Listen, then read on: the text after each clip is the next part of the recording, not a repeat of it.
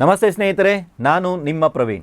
ಗುರುಭಕ್ತಿ YouTube ಚಾನೆಲ್ಗೆ ಸ್ವಾಗತ, ಸುಸ್ವಾಗತ. ಇವತ್ತು ನಾವೊಂದು ಧನಾಕರ್ಷಣೆಯ ಪ್ರಯೋಗವನ್ನು ನೋಡೋಣ. ಸರ್, ಇದು ಅಂಗಡಿಗೆ ಉಪಯೋಗಿಸ್ಬೋದಾ? ಉಪಯೋಗಿಸ್ಬೋದು. ಸರ್, ಇದು ಮನೆಗೂ ಉಪಯೋಗಿಸ್ಬೋದಾ? ಮನೆಗೂ ಉಪಯೋಗಿಸ್ಬೋದು. ಬಡವ್ರು ಮಾಡ್ಬೋದಾ? ಖಂಡಿತವಾಗ್ಲೂ ಬಡವ್ರು ಮಾಡ್ಬೋದು. ಯಾರು ಬೇಕಾದರೂ ಈ ಪರಿಹಾರವನ್ನು ಮಾಡ್ಬೋದು.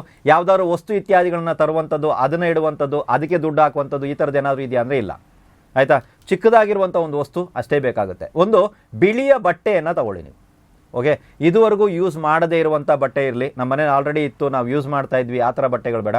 ಕಾಟನ್ ಬಟ್ಟೆ ಇದ್ರೂ ಓಕೆ, ಅಥವಾ ಬ್ಲೌಸ್ ಪೀಸ್ ಸಿಕ್ಕಿದ್ರು ಓಕೆ. ಒಂದು ಕರವಸ್ತ್ರ, ನಮ್ಮ ಕರ್ಚೀಫ್ ಇದೆಯಲ್ಲ, ಅಷ್ಟು ದೊಡ್ಡ ಸೈಜಲ್ಲಿದ್ದರೂ ಸಾಕು. ಅದರಲ್ಲಿ ಒಂದು ಹಿಡಿಯಷ್ಟು ಗೋಧಿಯನ್ನು ಹಾಕಬೇಕು ನೀವು. ಗೋಧಿ ಹಿಟ್ಟಲ್ಲ, ಗೋಧಿನೇ ಹಾಕಬೇಕಾಗುತ್ತೆ, ಒಂದು ಹಿಡಿಯಷ್ಟು. ಈ ಪ್ರಯೋಗ ನಾವು ಯಾವತ್ತು ಮಾಡಬೇಕು ಅಂತ ಹೇಳಿದ್ರೆ, ಹುಣ್ಣಿಮೆಯ ದಿನದಂದು ಈ ಪ್ರಯೋಗವನ್ನು ಮಾಡಿ. ಹುಣ್ಣಿಮೆ ನಡೀತಾ ಇರಬೇಕು ಅಂಥ ಸಂದರ್ಭದಲ್ಲಿ. ಇವಾಗ ಬೆಳಿಗ್ಗೆ, ಮಧ್ಯಾಹ್ನ, ಸಾಯಂಕಾಲ ಮಾಡಬೇಕಂದ್ರೆ ಈ 3 ಹೊತ್ತಲ್ಲೂ ಮಾಡೋ ಹಾಗಿಲ್ಲ, ರಾತ್ರಿಯಲ್ಲೇ ಮಾಡಬೇಕಂದ್ರೆ ಆ ಬೆಳದಿಂಗಳು ಇರ್ತಾವಲ್ಲ, ಆ ಸಮಯದಲ್ಲಿ ಮಾಡಿ. ಹೊರಗಡೆ ಹೋಗಿ ಕೂತ್ಕೊಂಡು ಮಾಡಬೇಡಿ, ಮನೆಯಲ್ಲೇ ಮಾಡಿ. ಆದರೆ ಹುಣ್ಣಿಮೆಯ ರಾತ್ರಿಯಲ್ಲಿ ಈ ಪ್ರಯೋಗವನ್ನು ಮಾಡಿ. ಒಂದು ಬಿಳಿ ಬಟ್ಟೆಯನ್ನು ಹಾಸ್ಕೊಳ್ಳಿ, ಚಿಕ್ಕದಾಗಿರುವಂಥದ್ದು. ಅದರಲ್ಲಿ ಒಂದು ಹಿಡಿಯಷ್ಟು. ಈ ಹಿಡಿ ಯಾರ್ದಿರ್ಬೇಕು ಸರ್?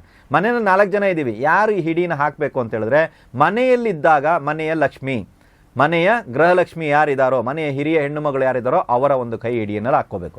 ನಾನು ವ್ಯಾಪಾರ ಮಾಡ್ತಾ ಇದ್ದೀನಿ ಅಂದರೆ, ವ್ಯಾಪಾರ ಕ್ಷೇತ್ರದಲ್ಲಿ ಯಾರು ಯಜಮಾನರಾಗಿದ್ದಾರೆ ಅಂದರೆ, ಅಂಗಡಿಗೆ ಇತ್ಯಾದಿಗಳು ಯಾರು ಓನರ್ ಆಗಿದ್ದಾರೆ, ಅದು ಲೇಡೀಸ್ ಇರಲಿ, ಜೆಂಟ್ಸ್ ಇರಲಿ, ಯಾರೇ ಇರಲಿ, ಅವರ ಒಂದು ಹಿಡಿ. ಓಕೆನಾ?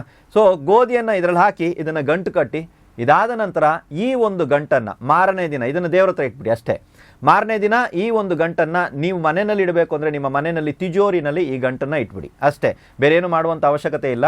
ಇದೇ ಗಂಟನ್ನು ಇನ್ನೊಂದು ನೀವು ಮಾಡಿ ಇಟ್ಟಿದ್ದೀರಾ, ನಾನು ಗಲ್ಲಾಪೆಟ್ಟಿಗೆನಲ್ಲಿ ಇಟ್ಕೋತೀನಿ, ನನ್ನ ಆಫೀಸ್ಗೂ ಬೇಕಾಗಿದೆ ಅಥವಾ ನನ್ನ ಅಂಗಡಿಗೂ ಬೇಕಾಗಿದೆ ಅಂದರೆ, ಇನ್ನೊಂದು ಗಂಟು ಮಾಡಿ ಇದನ್ನು ತೊಗೊಂಡು ಹೋಗ್ಬಿಟ್ಟು ನಿಮ್ಮ ಅಂಗಡಿನಲ್ಲಿ ಇಟ್ಕೊಳ್ಳಿ. ಆದಷ್ಟು ಇದಕ್ಕೆ ಯಾವಾಗಾರು ಸಾಧ್ಯವಾದರೆ ಊದುಗಡ್ಡಿ, ಹೊಗೆ ಇತ್ಯಾದಿಗಳನ್ನ ತೋರಿಸುವಂಥದ್ದು ಇತ್ಯಾದಿಗಳನ್ನ ಮಾಡಿ. ಯಾವುದಾದ್ರು ಮಂತ್ರಜಪ ಇತ್ಯಾದಿಗಳನ್ನ ಮಾಡಬೇಕಂದ್ರೆ ಯಾವುದೋ ಅವಶ್ಯಕತೆಯೂ ಇಲ್ಲ. ಆದರೆ ಈ ಪ್ರಯೋಗ ಹುಣ್ಣಿಮೆ ದಿವಸನೇ ಮಾಡಬೇಕು ಮತ್ತು ಇದಕ್ಕೆ ಸಂಬಂಧಪಟ್ಟ ವ್ಯಕ್ತಿನೇ ಮಾಡಬೇಕು. ಮನೆಯ ಹಿರಿಯ ಗೃಹಿಣಿ ಯಾರಿದ್ದಾರೆ ಅವ್ರು ಮಾಡಬೇಕು ಅಂದರೆ ಅವರೇ ಮಾಡಬೇಕು. ಅವ್ರ ಬದಲಾಗಿ ನಾನು ಮಾಡಲ ಅಂತ ಇನ್ನೊಬ್ರು ಕೇಳಿದ್ರೆ ಅದಕ್ಕೆ ಯಾವುದೇ ರೀತಿಯ ಉತ್ತರವನ್ನು ಕೊಡಲಾಗೋದಿಲ್ಲ. ನಾವು ಯಾರನ್ನ ಮಾಡು ಅಂತೀವೋ ಅವ್ರು ಮಾತ್ರ ಮಾಡಿದ್ರೆ ಸಾಕು. ಅಂಗಡಿನಲ್ಲಿ ಓನರ್ ಯಾರಿದ್ದಾರೆ, ಆ ಅಂಗಡಿಗೆ ಓನರ್ ಯಾರಿದ್ದಾರೆ, ಅವ್ರು ಕೂತ್ಕೋತಾರೋ ಬಿಡ್ತಾರೋ, ಅವ್ರಿಗೆ ಓನರ್ ಯಾರಿದ್ದಾರೆ ಅವರ ಕೈಯಿಂದನೇ ಮಾಡಿದಾಗ ಮಾತ್ರನೇ ಆ ಅಂಗಡಿಗೆ ಧನಾಕರ್ಷಣೆ ಆಗುತ್ತೆ. ಅಂದರೆ ವ್ಯಾಪಾರ ಇತ್ಯಾದಿಗಳು ಜಾಸ್ತಿ ಆಗೋದಕ್ಕೆ ಪ್ರಾರಂಭ ಆಗುತ್ತೆ. ಮನೆಯಲ್ಲಿ ಏನಾಗುತ್ತೆ ಸರ್ ಅಂತ ಹೇಳಿದ್ರೆ, ಸುಮ್ಮನೆ ದುಂದು ವೆಚ್ಚಗಳು ಕಡಿಮೆ ಆಗುತ್ತೆ. ಬಂದಿರೋ ಹಣ ತಂಗೋದಕ್ಕೆ ಸ್ಟಾರ್ಟ್ ಆಗುತ್ತೆ, ಇರೋದಕ್ಕೆ ಸ್ಟಾರ್ಟ್ ಆಗುತ್ತೆ. ಸುಮ್ಮನೆ ಬರ್ತಾಳೆ ಲಕ್ಷ್ಮಿ, ಯಾವುದೋ ಒಂಥರ ಗೆಸ್ಟ್ ಇದ್ದಂಗೆ ಇರ್ತಾರೆ, ಬರ್ತಾರೆ ಹೋಗ್ತಾರೆ ಅನ್ನೋಂಥದ್ದು ಇರುತ್ತೆ. ಇದು ಆ ಒಂದು ದೋಷವನ್ನು ನಿವಾರಣೆ ಮಾಡುತ್ತೆ. ಇದನ್ನು ಪರ್ಮನೆಂಟ್ ಆಗಿ ಇಡ್ಬೋದು ಅಂದರೆ ಪರ್ಮನೆಂಟ್ ಆಗಿ ಇಡಿ. ಇದನ್ನು ಮತ್ತೆ ಬದಲಾಯಿಸಬೇಕಾದ್ರೆ ಯಾವುದೇ ರೀತಿ ಅವಶ್ಯಕತೆ ಇಲ್ಲ. ಇದನ್ನು ನೀವು ಪರ್ಮನೆಂಟ್ ಆಗಿ ಮಾಡಬಹುದಾಗಿದೆ.